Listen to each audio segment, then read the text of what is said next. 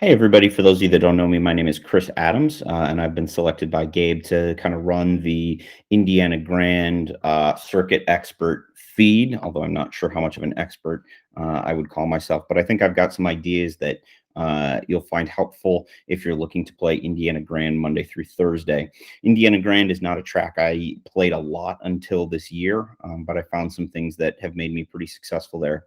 And so I will post pics on the thread. So if you just want to use what I have and run with it, you can. But I figured I'd make this video to help you see some of how I come up with my picks at Indiana Grand, in case you want to incorporate them and sort of tweak them to fit your handicapping style. So today's card will be Monday, 8/23/2021 from Indiana Grand. And if you want to follow my picks from Indiana or from anywhere else, you can follow me on Twitter at handicappingT3 or online at bettingnews.com. I typically write about Saratoga and Del Mar throughout the summer on that site with an emphasis on Saratoga.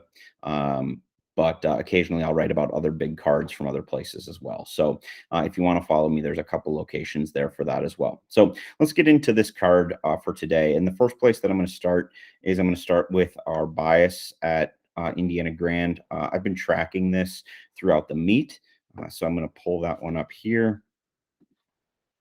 All right, so you can see I've got this grid. I track it over the course of the year as well as over the 2-week trend. And I tend to focus on the 2-week trend. In particular, Indiana Grand, you'll notice that the red tends to be inside bias as well as forward bias. Now, this does not take into account the number of runners. So granted, 10 plus at Indiana Grand is not going to win very much because a lot of races don't even have 10 runners. So they don't get as many starters. And that can sometimes skew the numbers a little bit. But generally speaking, it tends to give a pretty good idea of what's going on. You'll notice that for most of the events, the inside 6 post positions have been pretty consistent, but again, smaller field sizes. That's not super surprising. The middle post positions seem to have been most successful, and that's been really exaggerated on the dirt sprints of late. The early speed bias that existed at Indiana early this summer is slowly starting to go away. As I look at my daily biases, so this pulls input data and just kind of shows where things have traveled. You can see that we're getting to a much more stalker bias, whereas at the beginning of the meet, it was really heavy on front runners. It's starting to move its way deeper into the pack, with the turf becoming really actually more closer heavy on a more regular basis. The dirt is still obviously speed favoring, but you definitely want to be in sort of that second position. So I always like to start there because I think it gives me a really good handle on what is working well and what is not. And you'll actually see that in the way that I mark the past performances. So I'm going to go ahead and stop presenting that. Now, when I go through and I make these picks, I do them in ABC format. And that ABC format, a lot of times, is going to be on um, based on sort of a combination of what I call my T3 grid, which tells me who is the best in a lot of different categories, and then using some strikes, which I've actually found to be really effective. So negative strikes against. So I'm going to pull up here what my T3 grid looks like. This is an automated system. So the computer basically pulls a data file and it produces something that looks a little bit like this. So you can see here, race number 1 is going 6 furlongs on the dirt. It has a pace rating of 10, so the implication is there's not going to be a lot of pace on here. It's for 4-year-olds, and the class is 10.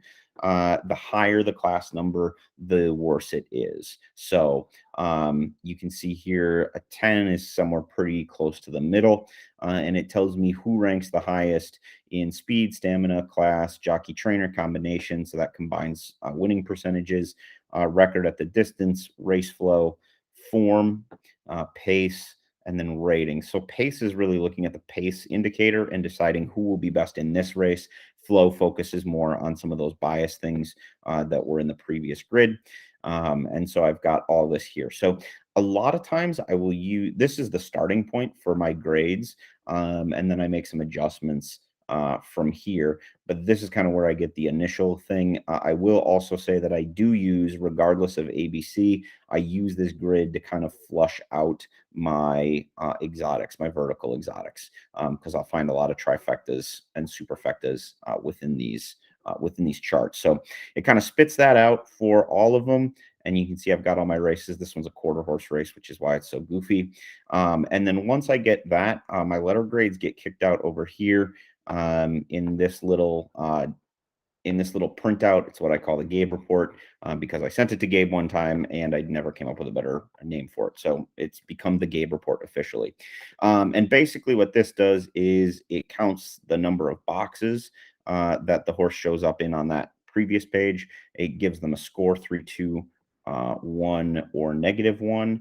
And then it makes an adjustment based on the number of strikes. So I have found at Indiana Grand that if a horse has 3 strikes, they become a very unlikely winner. If they go to 4 strikes, they almost never win. And then if they have 1 or 0, they tend to win at a higher rate than their odds would suggest. So if you see horses getting knocked down, it's because they're over that 3 strikes. If you see horses getting elevated, it's because they have 0 or 1 strike. If you see a horse with a 0, it means that they have 2 strikes against them. And I use a bunch of different things. So weight carried, jockey trainer percentages. There's a number of different things. Time since the last workout, workout patterns, things like that. And then once I get to the total points, that's what spits out the letter grades, and that's what you'll see over on our next page. So I'm going to go ahead and switch over to that page instead. These are Brisnet past performances. They're my favorite past performances and the ones that I always use. So I'm going to go ahead and we'll just start up here at number 1. So here you can see in red are my strikes. In blue is my letter grade. And then you'll see purple markings and blue markings. Purple markings indicate that it has a positive trend in my bias report, and a turquoise blue will mean that it's cool in my report. So in this case, you can see that in dirt sprints, horses coming from the back, the S types, just are not winning. So that's something that I use to kind of make some final adjustments. So as we're looking through here, I've got a horse with 3 strikes, which typically isn't good, but because the horse shows up on so many boxes, he's still able to maintain a C grade. This horse has 7 strikes. If he beats me, he beats me. Elusive Justice, the favorite, has only 1 strike, shows up as an A horse. This horse here, Hit the Floor Running, also shows up as an A. Here you can see that 4th post position has been good, so that would even upgrade maybe a little bit. This 5 horse is in a good position as well. I can see that I forgot to make a mark on him because he is in fact an S type. I do always like to confirm that the horse has not won on the lead. I can see his only win came from far off, so I'm going to just quick make an adjustment there and just make sure that I know he's there. So I'm going to probably knock him then down to a C grade. But I think he's interesting at 10-1 coming from there. So I'm going to move him down a little bit.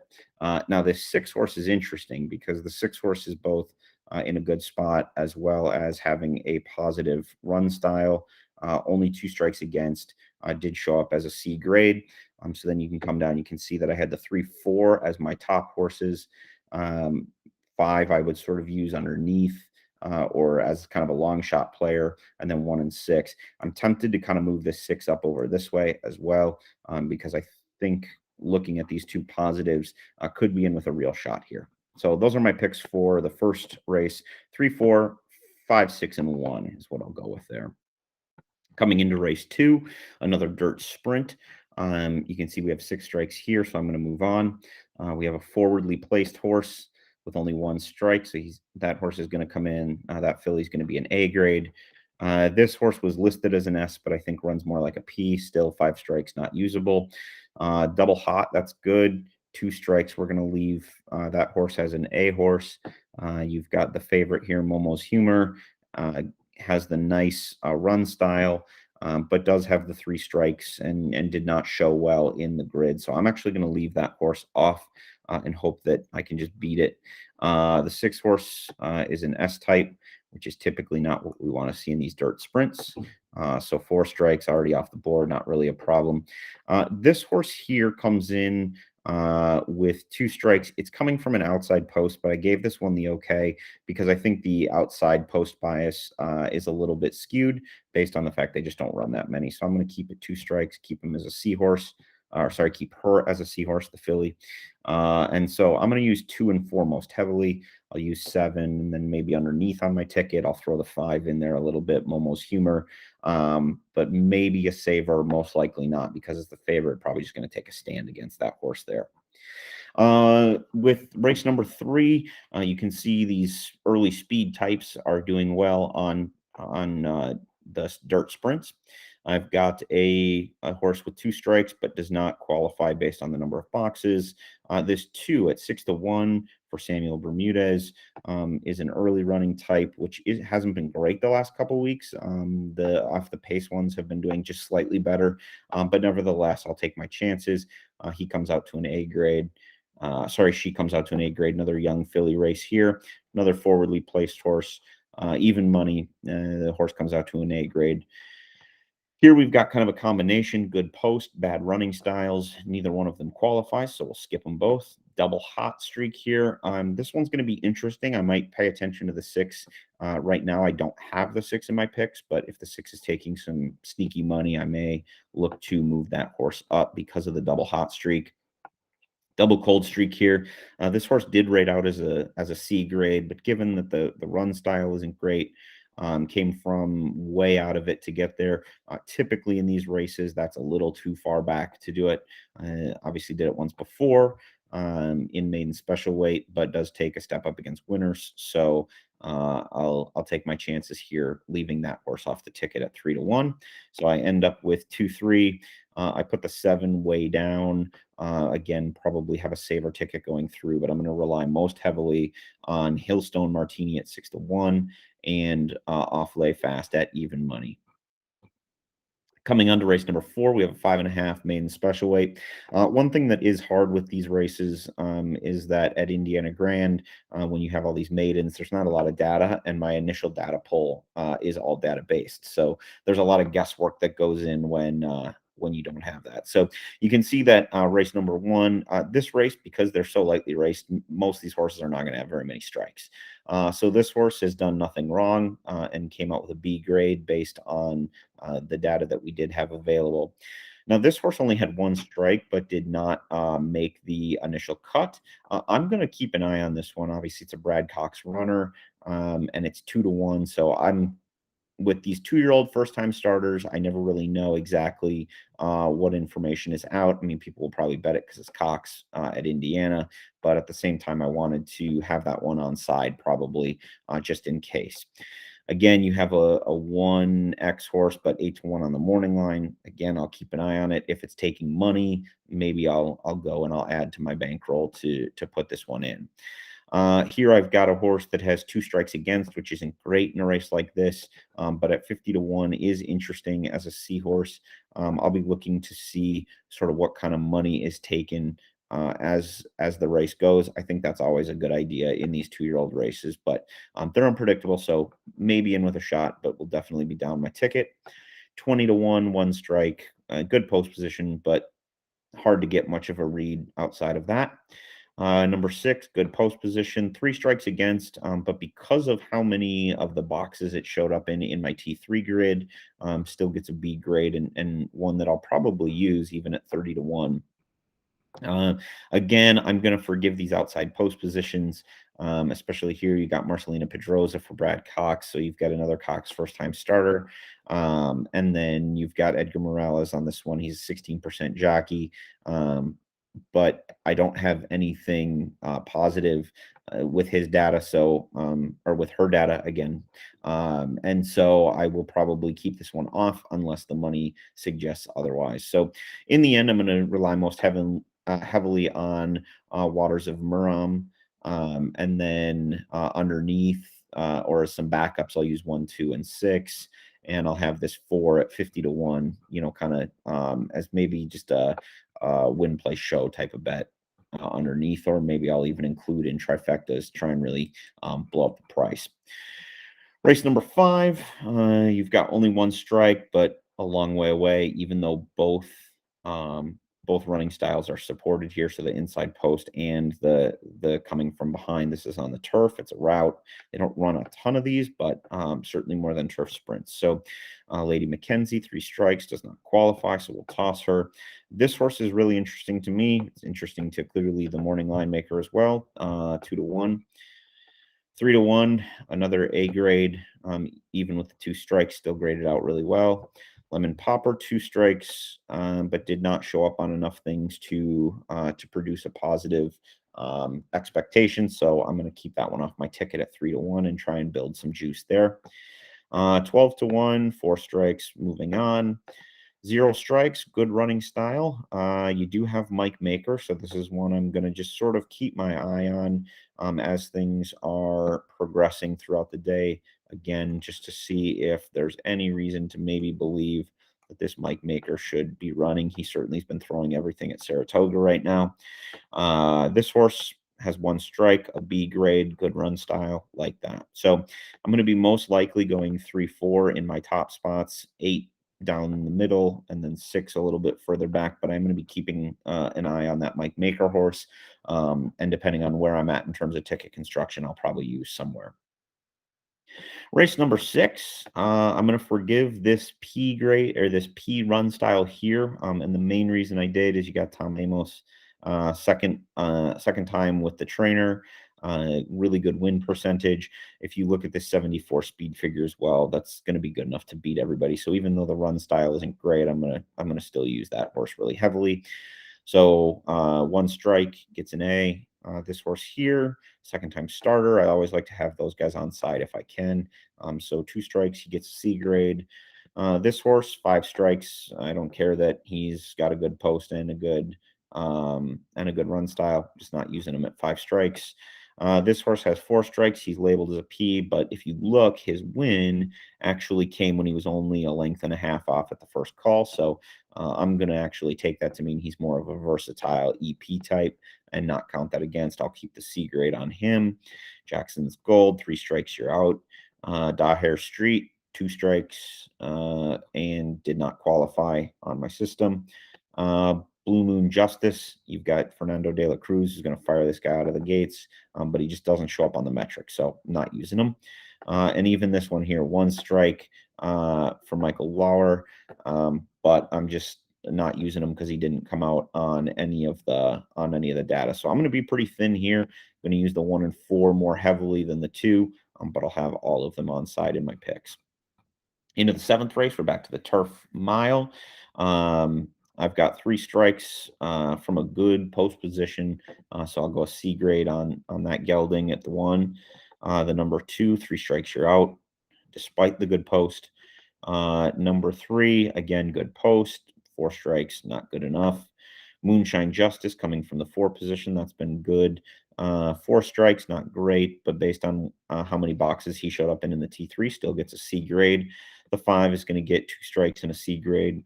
The 6, again, good post, good run style, 1 strike. I might think about getting this one in, depending on where some of my bigger horizontals are at.